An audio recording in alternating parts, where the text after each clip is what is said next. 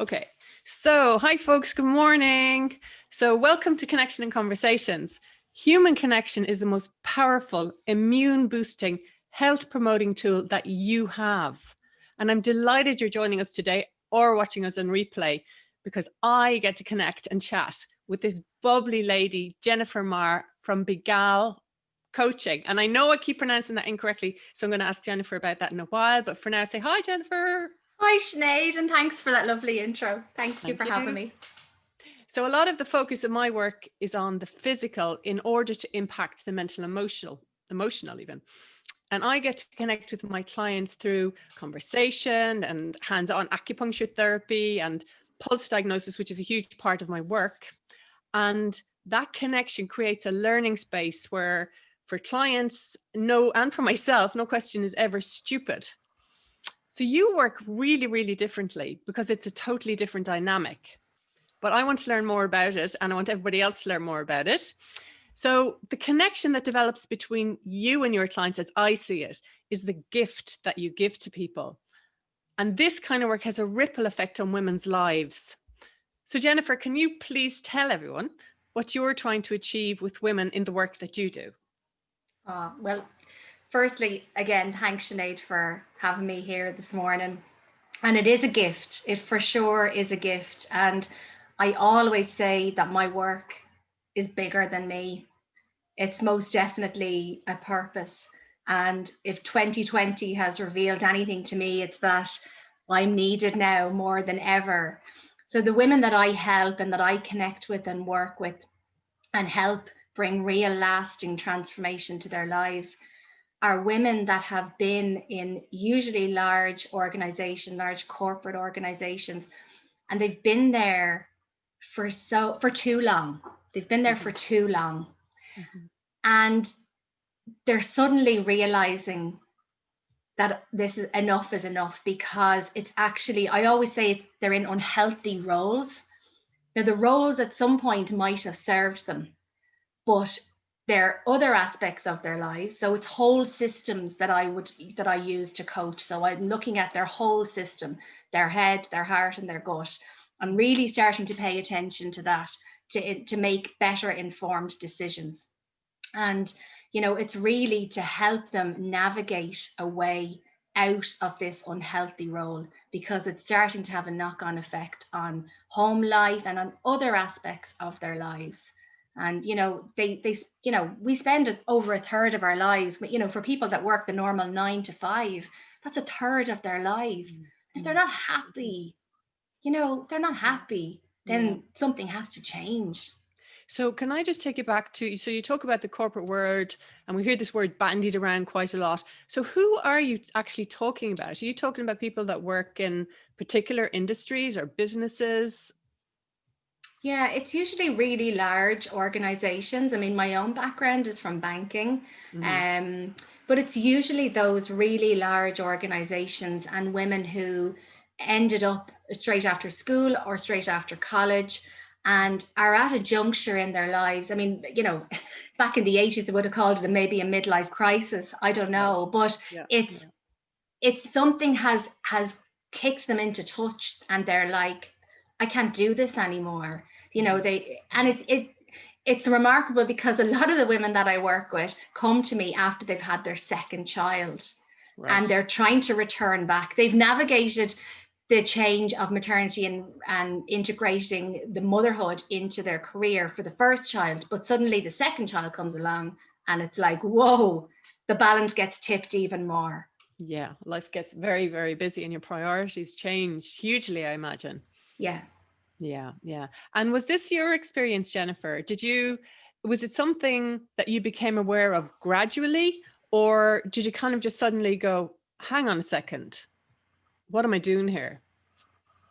Yeah, I think it was, looking back, it was most definitely probably a slow burn from the time I had my first child, which was, over about 9 years ago now.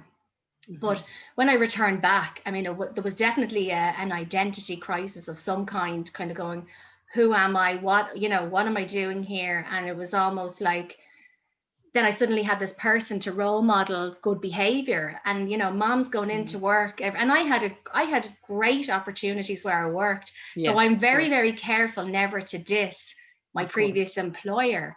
But Yeah. I think real change always comes when we kind of hit that adversity point.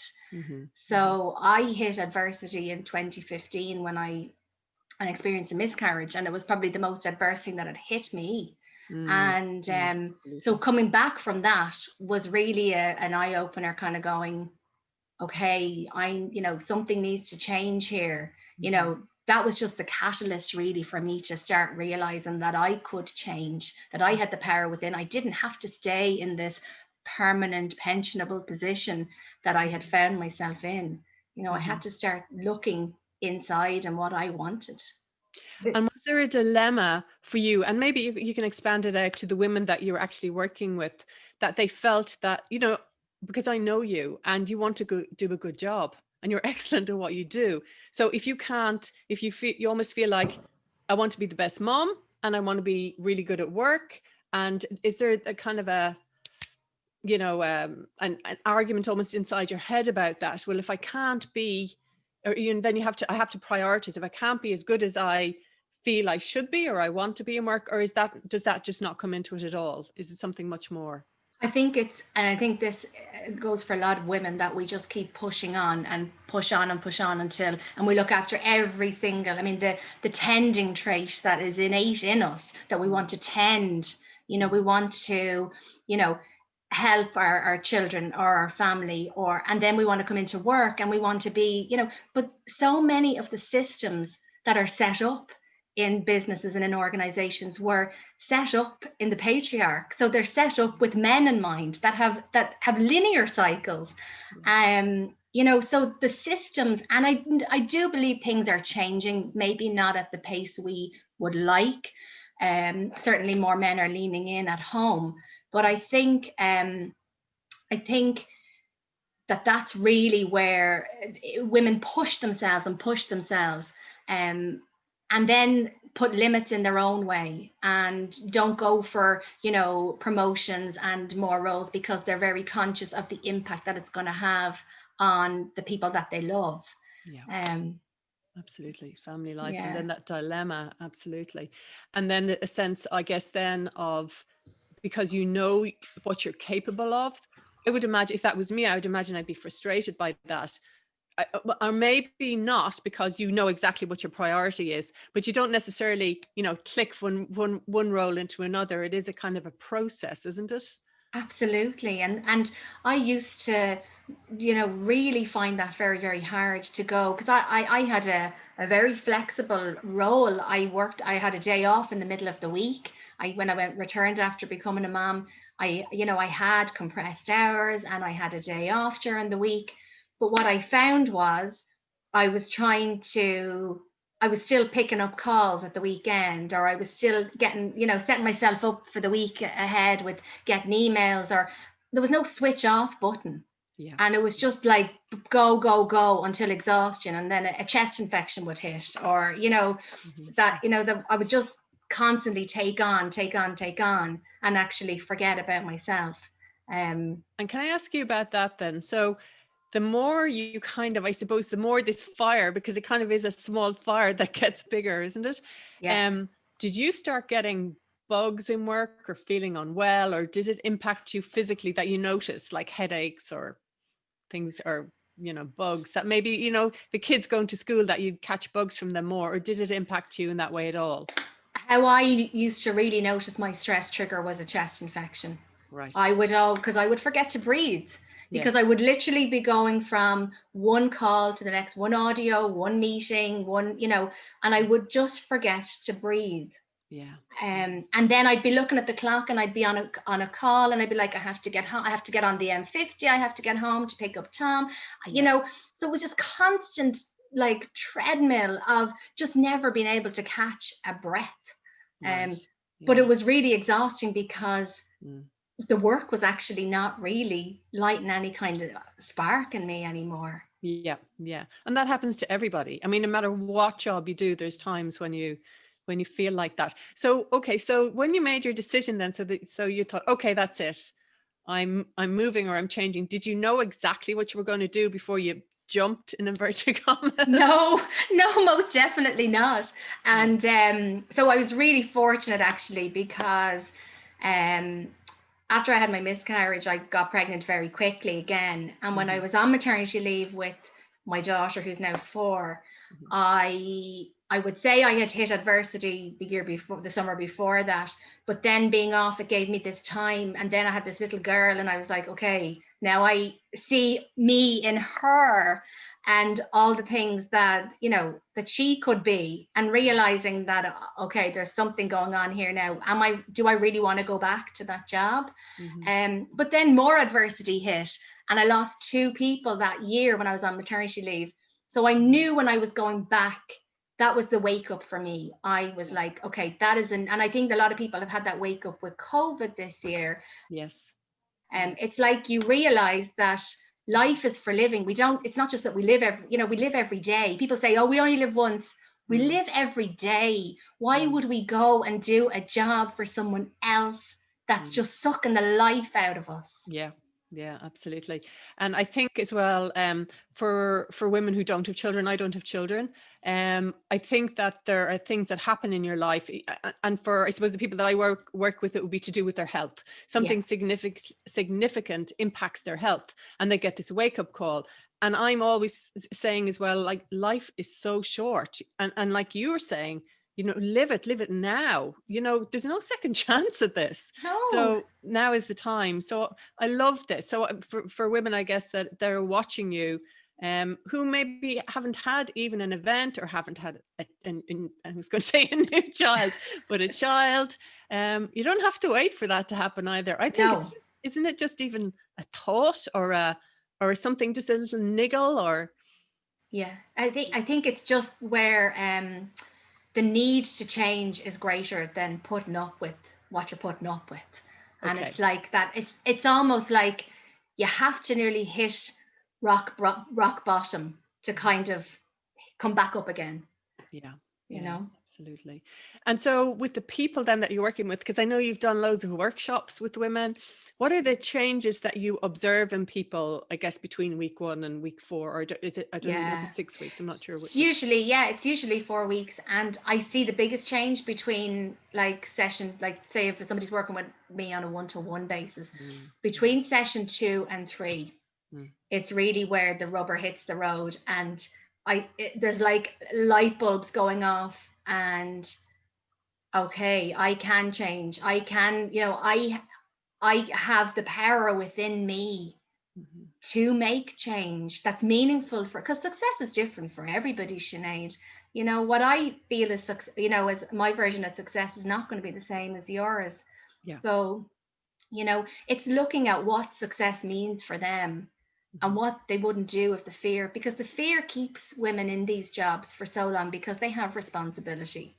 And it's realizing that actually, I couldn't do that, or I couldn't do that, I'm no good at that. It's actually pushing past and unpacking what's going on there. And then it's like, wow, okay, I have the power to change. And if it's it's going to be, it's what's that saying? If it's meant to be, it's up to me. Yes. Yeah, absolutely. I love that, because nothing happens unless you change something. I mean, if you're sitting there, you can think about it forever, but if you don't actually take any action, but I think sometimes you need that support, or you need someone you need to hear it from somebody else first sometimes, just to, I suppose, just to mirror back what you you believe yourself ultimately, and that you can do it. Yeah. And coaching is such it's a co-active space.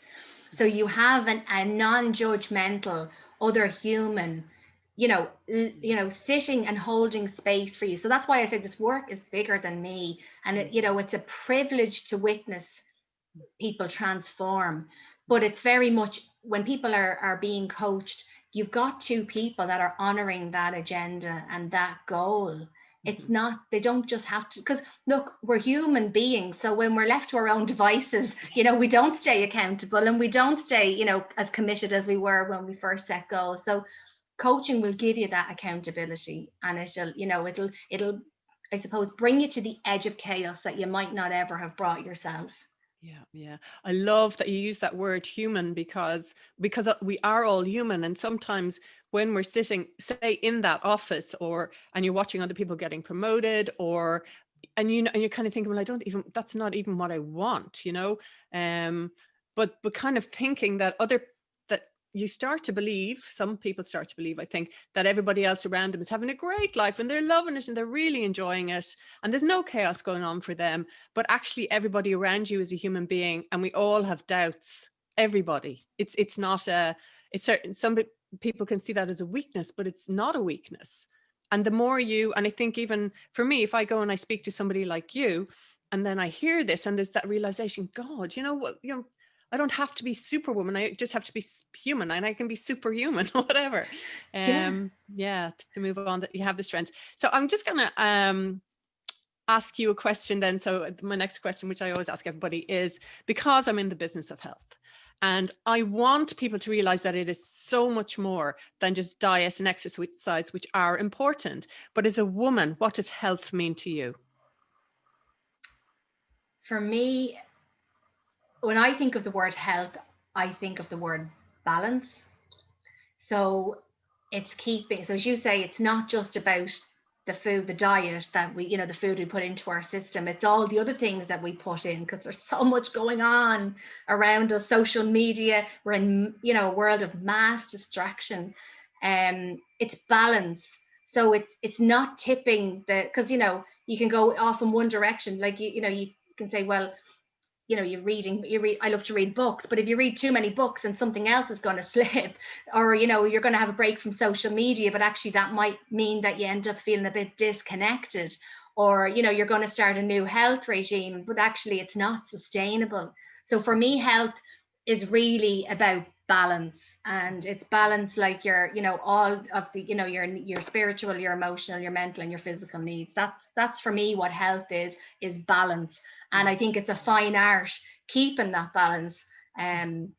It's a juggle. It's a juggle. It is, absolutely, because Takes practice. sometimes we have strengths in certain areas, or determination in certain areas and not in others, and we can focus on the ones that we find, maybe that we know we're strong at, instead of creating more of a balance. And like, does need to be worked on all the time. People have different situations, so everybody's balance is different as well. Yeah. So we're more alike than we're different, but we have an awful lot of different dynamics in our lives, and that we have to navigate around, because life is just not straightforward. It's just not simple. No. Anyway, not about what I think, but if I granted you one wish, what would that wish be? Um. So I see women in all walks of life. I see women at the school gate. I see, okay, when we were in non-COVID times, I would have met women in, mother and toddler groups. I see women that I'm connected to on Facebook who have, are mumpreneurs or solopreneurs. Or my wish is that women really start to realize all that they can bring to the table. The women that I coach who have had such huge success in their careers and achieved so much, there's talents that they have even forgot about. There's things that they've done 10, 15 years ago that just come, like it's like a superpower, and they forget that they have that. Mm-hmm. And my wish, I suppose, is that women really start to really dig into those strengths. And we're natural. So I was reading recently about how women are, we have this tend and befriend. So that's our mechanism when we want to, we'll very easily huddle around a kitchen table and we'll drink, we'll have a cup of tea, and it's a very natural thing for women to connect and share. And the magic I see that happens around kitchen tables and when women come together, I think it's realizing that actually when we dig into our strengths, and then when we work collectively together, then I think we can move mountains. I really do. Yeah. Yeah. And so can you elaborate a little bit more about connection, and what does connection mean for you? Oh, that's a good question, because as you That's know, an extra one I'm throwing in there. well, it's a great question. And I am smiling because I recently did a whole series on connection, and I had some fabulous guest speakers, yourself included. And connection for me is really around that connection to yourself, and that your own life force. So understanding what it is, what's your strengths, and then realizing how you can serve other people and bring that connection, bring that to, because I firmly believe that we are all one, that we're all, we're all this coming from the same universal life connection. sort. We're all this energy, this life force. Mm. So I think, women in particular, we can do anything, but we can't do everything. So we need connection. For me, I mean, when I think of the connections I've made this year, I mean, I have just met, I've gone deep, even though we haven't been able to see anybody. I've met people, and the friendship has accelerated at an unbelievable speed. Yes. So I think it's also being open to making new connections as well, and realizing that, yes, while we are all unique, and but we are, as you say, we're more alike than we are different. Mm-hmm. But it's remembering that everybody brings their own little bit of flavor to the sauce. Do you know what I mean? Absolutely. Yeah. So if you were talking, say, to somebody, because there are people who say are hugely anxious, and what's going on right now certainly hasn't helped with that. And because of that fear, they're feeling they're stuck. Do you think that connection is the tool, or I suppose, the power that can actually help you get from that state of anxiety? And because when you're anxious, you become far more internal, and you start listening to these tapes inside your head, all this negative chatter. Mm-hmm. And when you stay on your own, that gets louder and louder. But when you connect with people, like you're saying, some people wouldn't necessarily join in a group of women that are sitting around having a cup of tea. What would you say to those women? I would say, I think what stops women doing that is this kind of fear. Oh, I'm going to look stupid, or who am I, or I couldn't open up a conversation, or just out of the blue. Yeah. But I suppose we've never been in a time where we can connect more, because we've got, all of the different platforms to link in with people. And I actually, when I left the bank 3 years ago, I really I had this struggle with, who am I, this identity thing, because I didn't know who I really was without the job title and the safety of the organization. But when I actually think back to all the connections I've made in that time, it only started with one person, connecting to one person, and just me saying to them, I'd be kind of interested in that. This person was doing a lot of networking events, and really doing great things. Feel free to mention the person. I think I know. Yeah, well, it's Breda McCaig, and I tag her. But I mean, Breda reached out to me and said, I'm doing this event. Would you like to come? And that was just the start of it, and it just snowballed and grew, and my confidence grew from doing that. Yeah. So that's where we're all connected. I mean, Breda didn't know what I was going to do. I was, off the back of all of that. That was down to me, but it was her putting the hand out to kind of go. So be open to the hands that come out, and, reach out and ask for help. We're not very good. Women are not very good naturally of asking for help. I see that in my 4-year-old. Even this morning, there was an argument over getting dressed. I can do it myself, So, we don't have to do that. We can. Absolutely. And I totally agree with you. I definitely, and I'm noticing it more and more that and it's reciprocal, so you ask somebody for help, and then, you remember that person, and it's an exchange, and it's a connection. And, at some time you pass it back, or you pass it on to somebody else, which is lovely. Yeah. Would you, I was going to ask, and I forget, my train of thought is gone about, so in terms of, or at least what I was thinking, sorry if I'm confusing everybody now, is that if I was that person that was anxious or nervous, I think that's where the strength, the one-on-one comes. So I think for people to start with you, even with the one-on-one session, I think for those people, certainly for me, when I think back, when I didn't have much confidence, I wouldn't have felt, I might have been chatty on the outside, but I would have been terrified on the inside. So I think the one-on-one means that you can really start to build that confidence, and really, it's about working on yourself, really, isn't it? Yeah, absolutely. And like you say, connecting with yourself. Yeah, and that's, I mean, that's what I'll do. I mean, we have, there's a lot of the time women don't even realize that dialogue and those programs are playing out. And, I might ask a question like, well, where's the evidence of that? And that starts a whole other conversation. But it's all I'm doing is actually just holding up a gentle mirror to turn it back in on themselves. They do the work. I ask the questions and I dig into where I think that there's gaps and where they're not realizing something of their own greatness. I mean, and their own brightness, because that's what, my business is called Be Gyal for a reason, because gyal is the Irish word for bright. So I want to bring that brightness. I want to light it up inside them and just get them shining and realizing how amazing they are and what a difference they can make. And that is exactly what Jennifer Maher does when she comes into a room, because I've been in a good few virtual rooms with Jennifer at this point in groups.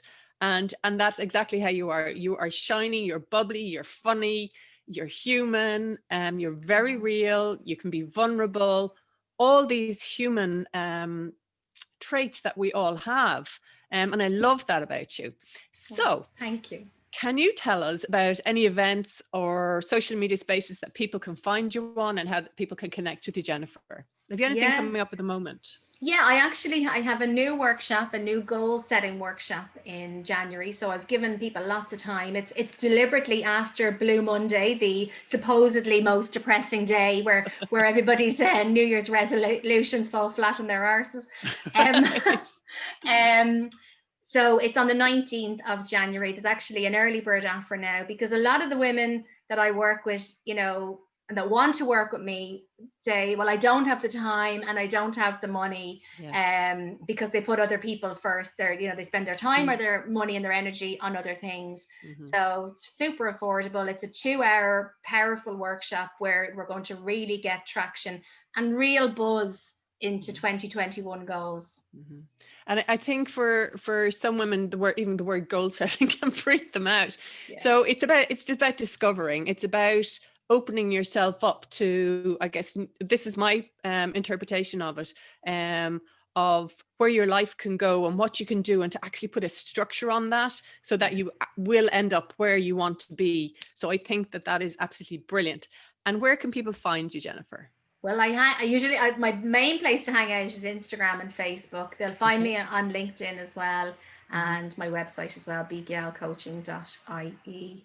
And you'll find me with the little bee. So I'm becoming famous by bees. Bees show up everywhere. So I'm very proud of my little bee. Yeah, I love your branding. It stands out. So yeah, it's lovely. It's really, really nice. So listen, thank you so much, Jennifer. Thank you, Sinead. Thank you so much. I hope that lots of people got a lot out of that, and I hope that they all contact you. Thanks so much, Sinead. Loads of love. Problem. Thank you. I'll just take us off Facebook. Bye, Facebook. Okay, and you can just we're not live anywhere now, Jennifer. So stop recording.